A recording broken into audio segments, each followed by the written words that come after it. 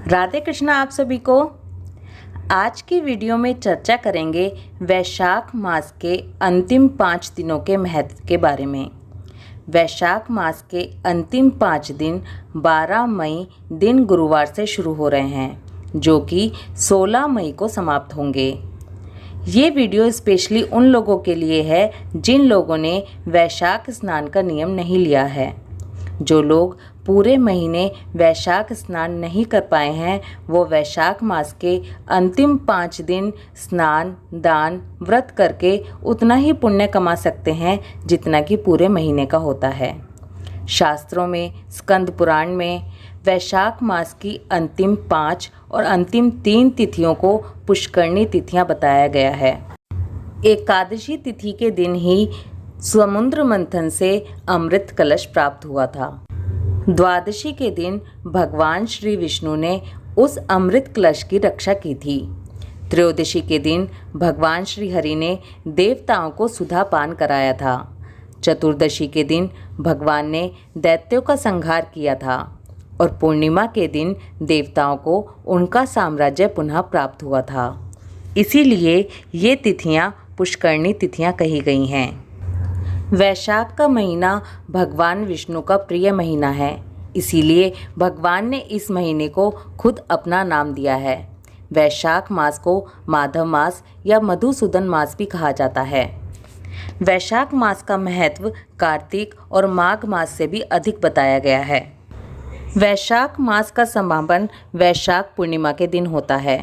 जो लोग पूरे महीने वैशाख में स्नान, दान, व्रत नहीं कर पाए हैं, वो अंतिम 5 दिन ये सब करके उतना ही पुण्य कमा सकते हैं जितना कि पूरे महीने का होता है। देखिए, वैशाख मास के अंतिम 5 दिनों का महत्व आप इस तरह से भी समझ सकते हैं। एकादशी जो खुद में व्रत राज कही गई है, एकादशी तिथि कितनी महत्वपूर्ण होती है और वैशाख मास की एकादशी का तो विशेष महत्व होता है। वैशाख मास के शुक्ल पक्ष की द्वादशी का स्कंद पुराण में बहुत महत्व बताया गया है। आने वाले वैशाख महात्म्य में भी हम सुनेंगे कि वैशाख शुक्ल पक्ष की द्वादशी से एक कुतिया को उर्वशी नाम की अप्सरा का जन्म मिला था। वैशाख मास की जो अंतिम 3 तिथियां होती हैं, त्रयोदशी, चतुर्दशी और पूर्णिमा, इनको पुष्करणी तिथियां कहा गया है। इनमें स्नान करने से पूरे वैशाख मास का फल मिलता है और इन तिथियों में गीता का पाठ करने से अश्वमेध यज्ञ के बराबर फल मिलता है। वैशाख मास की चतुर्दशी को नरसिंह जयंती भी मनाई जाती है। वैशाख पूर्णिमा के दिन बुद्ध पूर्णिमा भी होती है। तो आपने देखा कि ये जो वैशाख मास के अंतिम 5 दिन होते हैं, ये कितने महत्वपूर्ण होते हैं। इसलिए जिन लोगों ने पूरे वैशाख मास स्नान और व्रत का नियम नहीं लिया है, वो वैशाख मास के अंतिम 5 दिनों में स्नान और व्रत का नियम ज़रूर लें। अगर आप इन 5 दिनों में नदी स्नान का नियम लेते हैं तो ये तो बहुत ही अच्छा है, लेकिन अगर नदी पर नहीं जा सकते तो घर के पानी में ही गंगा जल और तिल मिलाकर स्नान करें। कोशिश करें कि 5 दिन नहीं तो कम से कम किसी एक दिन नदी पर जाकर स्नान ज़रूर करें। इन 5 दिनों में स्नान, दान और व्रत के नियम वैसे ही रहेंगे जो पूरे वैशाख मास में नियम लेने पर होते हैं। पूरे वैशाख मास के स्नान, दान और व्रत के क्या नियम होते हैं, इसकी वीडियो हमारे चैनल पर ऑलरेडी है, जिसका लिंक मैंने डिस्क्रिप्शन में दिया है। आप इन 5 दिनों का स्नान, दान और व्रत का संकल्प ले सकते हैं और उसके बाद वैशाख पूर्णिमा पर जब आप उद्यापन कर रहे हैं तो आप उसका जो फल मिलेगा वो अपने पितरों को या जाने वाले के निमित्त भी दे सकते हैं, जिससे कि जाने वाले की आत्मा को शांति मिलती है।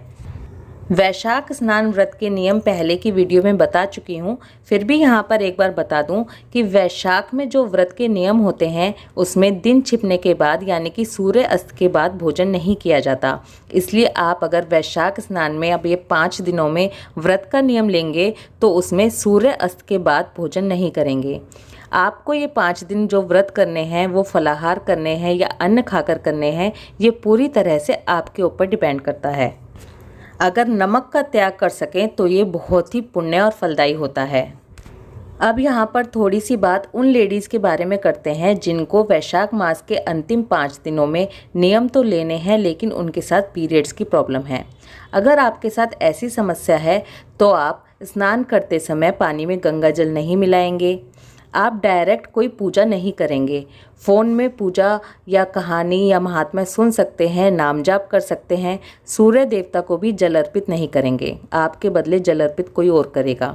और अगर आपने किसी तरह की जोत का नियम लिया है तो वो भी आपके स्थान पर कोई और करेगा, लेकिन सुबह ब्रह्म मुहूर्त में उठकर आपको स्नान ज़रूर करना है। अब थोड़ी सी चर्चा ये करते हैं कि अंतिम 5 दिनों में क्या क्या नियम लिए जा सकते हैं।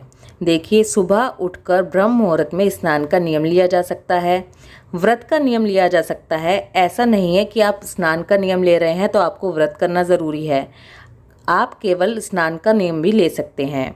इसके अलावा रोज़ाना पक्षियों के लिए दाना डाल सकते हैं, चींटियों को आटा डाल सकते हैं, विष्णु सहस्रनाम के पाठ का नियम ले सकते हैं। विष्णु सहस्रनाम के पाठ का नियम वैशाख मास में बहुत उत्तम बताया गया है। विष्णु चालीसा के पाठ का नियम ले सकते हैं। इन 5 दिनों में भगवत महापुराण के पढ़ने या सुनने का नियम भी लिया जा सकता है। वैशाख मास में रोज़ाना पाप प्रशमन स्तोत्र को पढ़ना या सुनना चाहिए। पाप प्रशमन स्तोत्र का रोज़ाना पाठ करना या सुनने से हमारे पापों का नाश होता है। अगर आपने पूरे वैशाख मास पाप प्रशमन स्तोत्र नहीं सुना है तो अंतिम 5 दिनों में इसको सुनने का नियम ज़रूर लीजिए। पाप प्रशमन स्तोत्र वैशाख मास महात्म्य की कथाओं में 3रे अध्याय में दिया गया है, जिसका लिंक नीचे डिस्क्रिप्शन में है। आप रोज़ाना दान का नियम भी ले सकते हैं। दान आपको किस चीज़ का करना है, कितना करना है, ये सब पूरी तरह से आपकी श्रद्धा और सामर्थ्य पर डिपेंड करता है। भगवान विष्णु के मंदिर की परिक्रमा का नियम लिया जा सकता है। वैशाख मास में पीपल और तुलसा जी की पूजा का विशेष महत्व बताया गया है, तो आप इसकी पूजा का नियम भी ले सकते हैं। लेकिन ध्यान रखें कि रविवार के दिन पीपल और तुलसा जी दोनों की ही पूजा नहीं की जाती, ना तो जल चढ़ाया जाता है ना ही जोत जलाई जाती है। लेकिन भगवान को तुलसा जी अर्पित ज़रूर करनी होती है, इसलिए आप शनिवार के दिन ही तुलसा जी तोड़कर रख लें। वैशाख मास का उद्यापन पूर्णिमा के दिन किया जाएगा। वैशाख मास के उद्यापन की क्या विधि है, किस तरह से उद्यापन करना है, इसकी डिटेल जानकारी मैं आपको अपनी अगली वीडियो में दूंगी। वैशाख मास के अंतिम 5 दिन बहुत ही पुण्य और फलदायी हैं।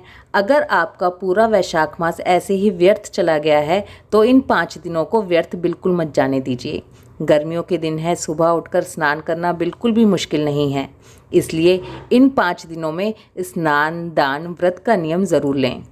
अपनी हेल्थ और अपनी सुविधा के अनुसार जो नियम आपको सूट करे वो नियम लें, लेकिन इन 5 दिनों को व्यर्थ ना जाने दें। अगर आपने अभी तक वैशाख मास महात्म्य के अध्याय नहीं सुने हैं तो इन 5 दिनों में आप सभी अध्याय सुनकर वैशाख मास महात्म्य का पूरा फल पा सकते हैं। आई होप इस वीडियो में दी गई इन्फॉर्मेशन आपके लिए हेल्पफुल होगी। इस वीडियो से रिलेटेड कोई भी क्वेश्चन या सजेशन अगर आपके पास हो तो कमेंट ज़रूर करें। ये बहुत ही विशेष जानकारी है, ये ज़्यादा लोगों तक पहुँचे, इसलिए वीडियो को जितना हो सके उतना शेयर करें। कलयुग में जाने अनजाने हर पल ना जाने हम कितने पाप करते रहते हैं। इन पापों से छुटकारा पाने के लिए, भगवान की प्रीति पाने के लिए ये 5 दिन विशेष महत्व रखते हैं। और अगर इस तरह से देखा जाए तो इसके नियम कुछ भी मुश्किल नहीं हैं, इसलिए इन दिनों को व्यर्थ ना जाने दें। वैशाख मास में अंतिम 5 दिनों का पूरा लाभ उठाएं, स्नान, दान, व्रत का नियम लें और दूसरों को भी प्रेरित करें। ओम माधवाय नमः। राधे कृष्णा।